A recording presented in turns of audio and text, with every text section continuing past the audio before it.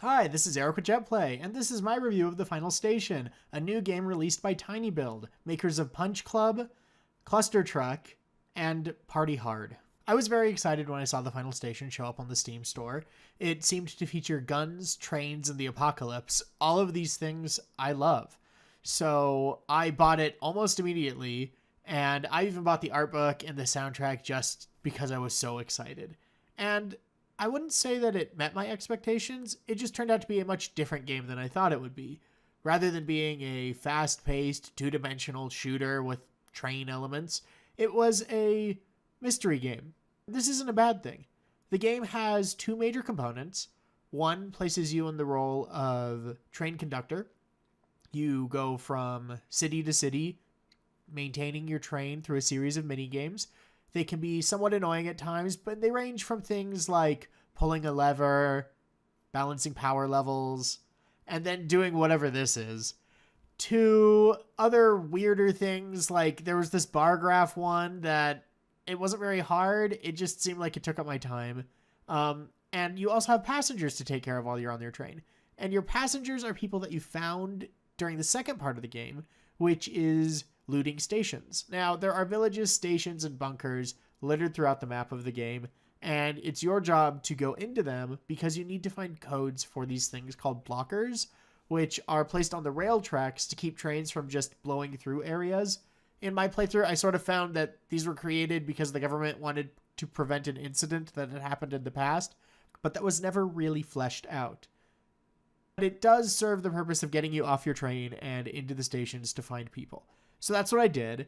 And you find these people, you take them back to your train, and then you find out that they need food or medicine, which is really unfortunate because that medicine that they're using is medicine that you would normally use in the middle of a level when you're fighting zombies.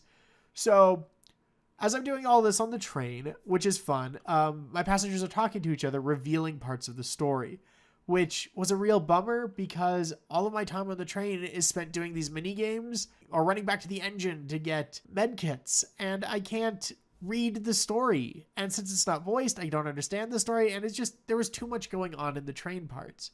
I never felt idle, and I never felt bored, that's for sure, but I always felt like I was missing something.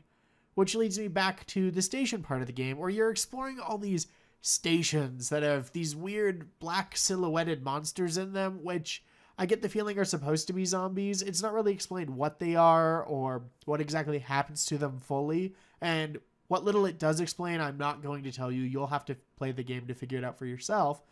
But it's just, there's not a whole lot of knowing what's going on, which is fine because that feeling of maybe I'll learn what happens next pulls you from station to station, and as you pick up these little nuggets, it's just enough to fuel you along the way. Now, to the gameplay itself, big props on the controls are very responsive. The levels are well laid out, albeit slightly poorly designed in some points. Like, I would have to fight these enemies that want to charge me and explode, but I'd be out of ammo because sometimes you're very starved for ammo in the game. And it would just be a bummer because you know that realistically, this whole checkpoint that you're at, you need to go back and start all over again because you didn't save enough bullets for this one hallway with one guy in it that's going to charge you and blow up. So that was a little disappointing, and that happened more than once. It's very forgivable, though, because the rest of the game is still enjoyable and the puzzle is still there. And all the levels do the benefit of looping back to the beginning. You're never backtracking or lost in a maze. It's very clean. It's very clear what you should be doing and where you should be going. Ultimately, The Final Station is a good indie game experience. I would certainly recommend it for anybody who's interested in a 2D flash sort of shooter that has a story whose mystery and depth and complexity is going to take more than one playthrough to discover because there's just too much to do in every playthrough and you'll miss things. And so if you're into going back and discovering what's going on, The Final Station is certainly worth a look. If you're looking for that fast-paced zombie apocalypse train experience that I first thought I was getting into, go ahead and skip the game.